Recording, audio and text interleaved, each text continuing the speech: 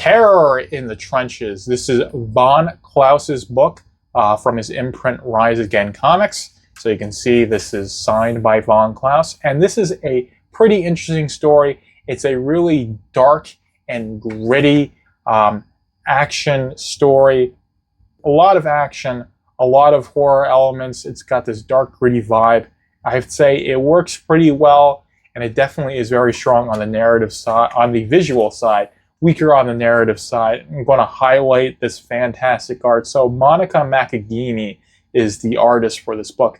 Pencils, inks, colors, does an absolutely fantastic job. There's a good amount of one-page spreads. The panel work is absolutely fantastic. You see, even when there's multiple panels, the detail is absolutely maintained. This really helps maintain the tempo of the pacing, keep everything together very nicely, even if there are some writing mishaps. So I think the two biggest ones that I have is the structuring of the plot. So you have Black Terror. He's a World War II veteran, and he uses noxious gas to turn him into a super-powered, superhuman, ruthless killing machine. Goes on these murderous rampages, stuff that the government has to deny.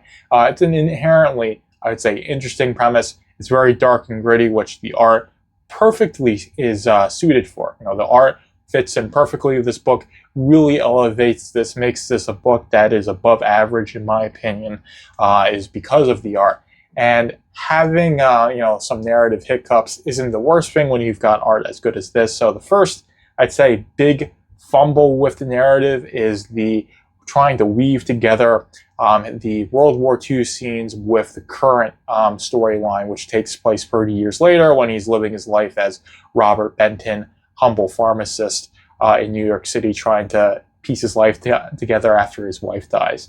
And then having I think it's like the Schwartz, the Black Reich, coming after him, trying to kill him, seal the deal.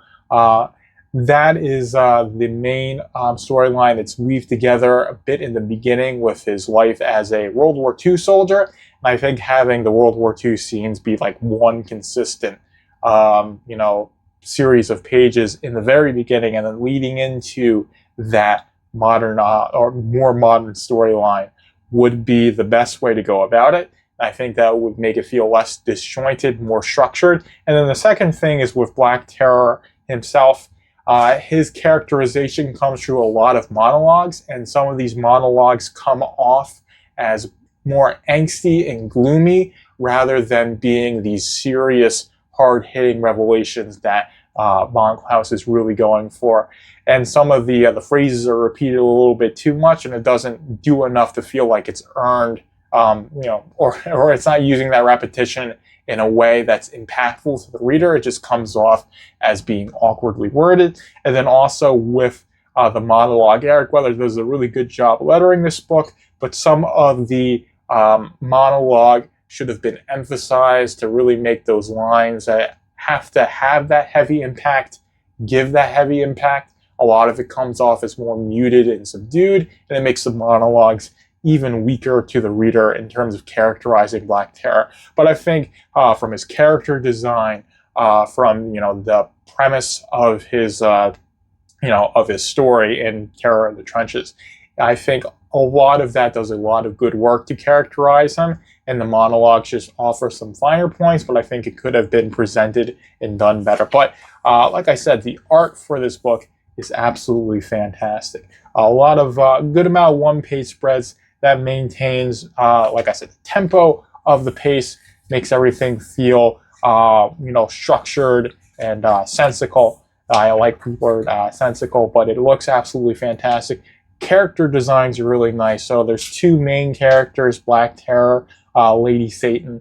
Those are the two main characters of this book. They do look absolutely fantastic. Of course, these action scenes look really nice as well. And the lettering all works. So everything that is there looks really good. It's just some of those monologue scenes, I think they could have been presented a little bit better in terms of the lettering. But that's, of course, only because the monologue is such a it's a plot device that he really leans on. And I think he leaned on it a little bit too much in terms of using it to characterize Black Terror. But the art is what really carries this book. So just flipping through it, taking a look at it, and it's just very clear to see that it's a very unique, I would say not unique, but it's a style with a lot of detail. It's very clean.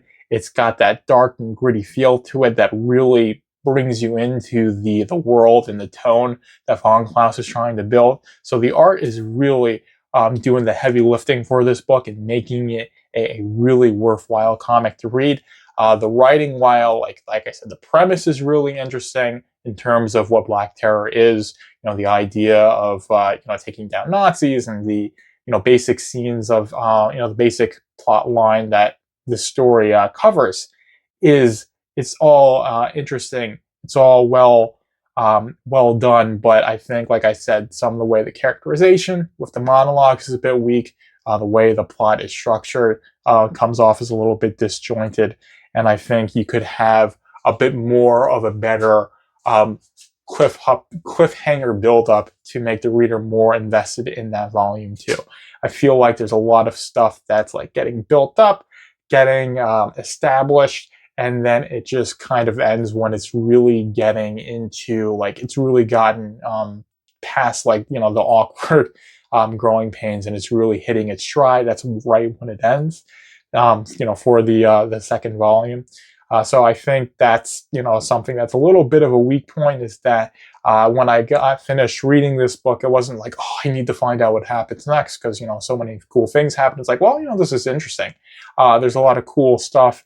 There's a lot of cool things being set up about his character, but I didn't get invested in that enough, and I didn't see enough happen where I'm like clamoring for that second issue. And that's a problem if you want to have this be a long-standing series. But the first foray into Fear City, definitely think it's good. It's really carried by the art. It's not to say the writing is awful or it's an absolutely incomprehensible, awful plot.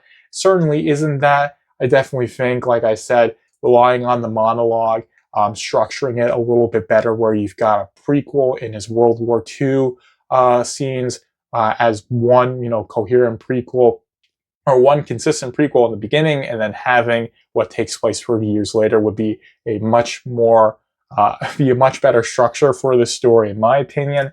And then also the fact that you're relying on the monologue to really characterize Black Terror. And I think he's characterized pretty well with how simple his premise as a character is, the fact that he's got awesome character design, and you see him in great action with the dynamic art from Monica Mackagini. But that's really all I have for you guys on this review. Definitely think this is a good book. I'll have Rise Again Comics book in the link below.